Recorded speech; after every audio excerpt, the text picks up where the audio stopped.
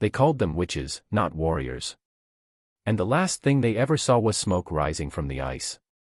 In January of 2024, off the remote coast of Nova Scotia, a Canadian naval patrol scanned a stretch of ocean rarely disturbed since the age of sails.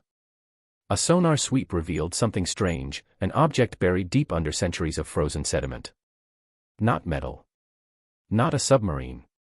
Wood, warped and scorched, resting crooked beneath the shifting seabed like a corpse in a crooked grave. Naval divers went down. Cameras blinked in the dark. What they found was no fishing boat. No merchant vessel. It had no recorded name, no maritime log. But the hull was intact enough to whisper one undeniable truth: it had burned, violently, with no sign of cannon fire. And above its remains, a strange symbol was carved into a plank still clinging to the mast, an inverted cross scorched black and dripping pitch like dried blood. That's where the official record ends. But the story begins 300 years earlier, in the cruel winter of 1714, when the old world spit its ghosts into the cold Atlantic. France had just lost another war.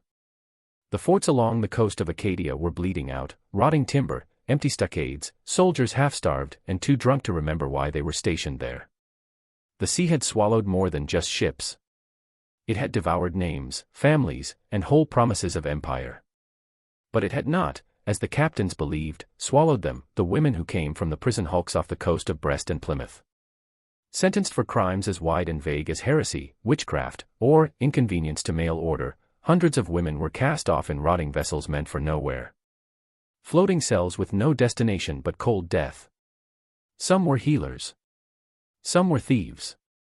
Most had simply spoken aloud when they were told to bow. The French and British both saw them as burdens, female criminals not worth land nor coin. So they were chained, shipped, and forgotten. But history miscalculated their silence. A storm, they say, broke the last of those hulks apart. Somewhere off the coast of Newfoundland, two ships, *La Vierge de Sang* and an unnamed convict barge, vanished into sleet. Official logs claimed all hands were lost. But fishers along the fog-shrouded bay began to whisper, sails seen in the dead of night, no flag flying. Fires lit on shorelines no map ever marked. And once, a small garrison near Fort Dauphin was found abandoned, soldiers gone without a trace, only crimson handprints on the chapel walls. They weren't ghosts. They were survivors. Mireille Dulac had once worn white linen and knelt before an altar in Lyon. She was a nun, or at least had been, before she chose plague victims over bishops during the last Black Death outbreak. They burned her convent. She burned her chains. And when the ice broke and the ship split open, Mireille was the one who dragged the women from the wreck and into the cover of a jagged cove known only to the Mi'kmaq. They lit fires not for warmth, but warning. They bled their palms and promised the sea they would never kneel again. Their first ship was a wreck, patched with tar and bone. It had no name. Later, they would call it Vierge Noire, the Black Virgin. Fitting, Mireille said. All of them were virgin to peace, to rest, to forgiveness. They did not raid for gold. They came for silence. For men who had sentenced them. For the priests who watched young girls flogged naked on prison stones. For the governors who sold them into exile with forged signatures and fat bribes. One by one, ships vanished. Their captains were found hung upside down from their own spars, lips stitched with crucifixes. Some said they used magic. Survivors spoke of barefoot women in black robes, chanting in Latin that no church remembered. They carried knives carved from coral. Their eyes did not blink when cut. And before their ships vanished, the wind itself would fall silent, as if the air held its breath out of fear. By the time colonial authorities took notice, Mireille had over 40 women under her command. French, English, Black, Breton. One woman, Constance, had been a midwife burned in Marseille for summoning spirits when a rich man's child was stillborn. Another, Asha, was a runaway from the West Indies, sold and branded by a merchant vessel that never made it back to Port Royal. There were no titles among them. Only scars. Their fleet, if it could be called that, was a skeleton of broken ships laced together with rope and driftwood. But it moved like one body, cloaked in mist and legend. They struck only at night, always in storms. They never killed women or children. Only the keepers of chains. And yet no nation claimed their vengeance. To the British, they were French devils. To the French, heretics too foul for martyrdom. To the Church, they didn't exist. And so history buried them beneath convenient lies. A French report from 1715 describes unnatural female brigands as a threat to morale.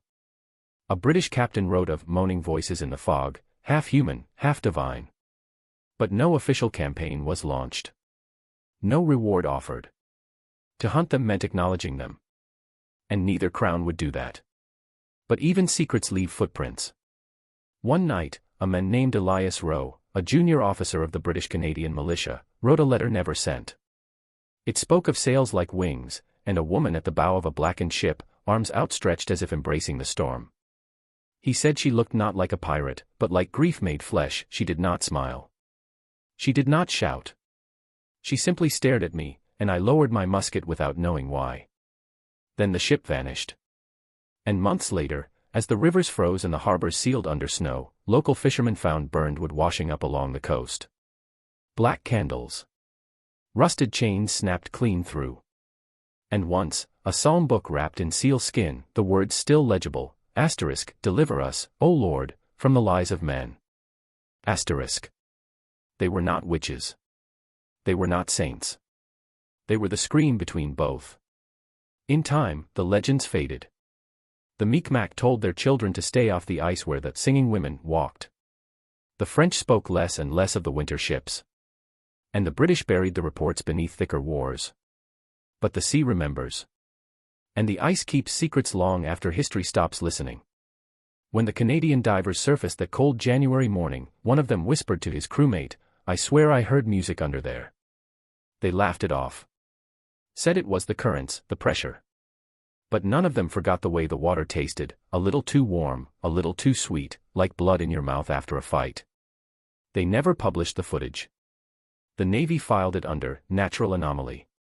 But in the sonar image, just before the last flicker, you can see it. A burned mast. A plank nailed with rusted iron. And beneath it, carved in a language that no sailor could translate, 5 words. Asterisk, forgive us not. We return. Asterisk.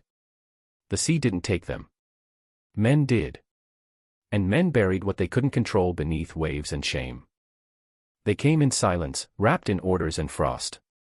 No drums. No colors. Just the white hush of February wind sweeping over the mouth of a frozen inlet where the trees leaned like mourners, watching. A treaty had been signed 2 weeks before. Not in ink, but in whispers. England and France, foes on every battlefield, had agreed on a single, quiet horror: the women must be erased. Their crimes were not against one crown, but both. They had embarrassed the empires. Burned ships. Killed officers. Dared to exist outside control. A scandal, if spoken aloud. So the deal was struck: no trial, no confession, no record. The Canadian militia would do the work. The sea would take the rest. The man chosen to lead the detachment was barely a man at all. Captain Elias Rowe, Irish-born, raised in Halifax, too young for the wars but eager to prove loyalty. He carried his orders in a sealed tin, stamped with both the English lion and French fleur-de-lis. His men were frostbitten, restless, half-starved. None of them were told exactly who they were hunting, just that it was witches, and it was to be done fast. By the time they reached the cove, the ice was thick as stone. The women had not fled. Their ship, a black skeleton laced with sails like torn skin, stood docked in the inlet, unmoving. No torches lit. No screams. Just smoke, pale and strange, rising from a small fire on the shore. Mireille was already waiting. She stepped out from the trees alone, barefoot on snow, her feet blue at the edges, a book clutched to her chest, blackened leather, brittle with salt and ash. Her eyes did not lower. Her mouth did not tremble. Behind her, in the forest, shadows stirred, dozens of women wrapped in threadbare cloaks, their breath white, their hands linked. Rowe raised his musket. He didn't fire. "You are Mireille Dulac," he said, though it wasn't a question. She nodded once. "And you've come to burn what frightens you." He blinked, surprised by the softness in her voice. Not bitterness. Not rage. Just the ache of someone who had already buried too much. Roe stepped forward, boots crunching over frozen pine needles. "You've killed officers of the crown." "They weren't kings," Mireille replied. "Only men." The wind howled then, ripping past the branches, and for a moment Roe thought he saw it, something shining in the air between her and the snow. Not a weapon. Not light. Just grief, hanging like mist. He hesitated. Then he reached into his coat and pulled out the sealed tin. "I have orders." "Of course you do," she said gently. From behind him, his second in command, a French sergeant with scarred cheeks and a trembling hand, barked the order. "They are to be destroyed. The ship, the camp, the records." Roe looked at Mireille. Her gaze never moved. She did not argue. She simply turned, walking barefoot back toward the forest path where the other women waited. One of them knelt and kissed her hand. Another placed a wreath of withered holly at her feet. They were already prepared. That evening, as the snow deepened and the sky darkened to bruised indigo, the women climbed aboard their ship. They did not scream. They sang. Low, haunting, wordless notes, neither hymn nor chant, just sound, full of breath and sorrow. It echoed over the inlet like something ancient, something the trees remembered. The soldiers hesitated. Roe did not speak. He could not. It was the sergeant who stepped forward with a torch. The fire took quickly. The ship, dried and brittle, flared like paper. Flames clawed up the mast, curled around the sails, swallowed the figures standing still on deck. Not one of them moved. Roe turned away.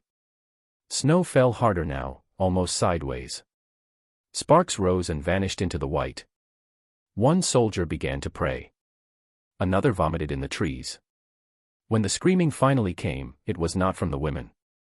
It was from the fire itself, groaning, splitting wood, the terrible sound of something sacred being destroyed. And then it was quiet. By morning, the cove held nothing but smoke and scorched ice. No bodies. No voices. Only one thing remained, a tree, set apart from the others, bearing a single fresh carving. A cross, shallow but deliberate, cut with a soldier's blade. Roe made it himself. He didn't return with the others. Not immediately. He stayed 2 nights in the forest, refusing food, listening. Once, in the darkest part of the night, he heard footsteps in the snow. Light. Bare.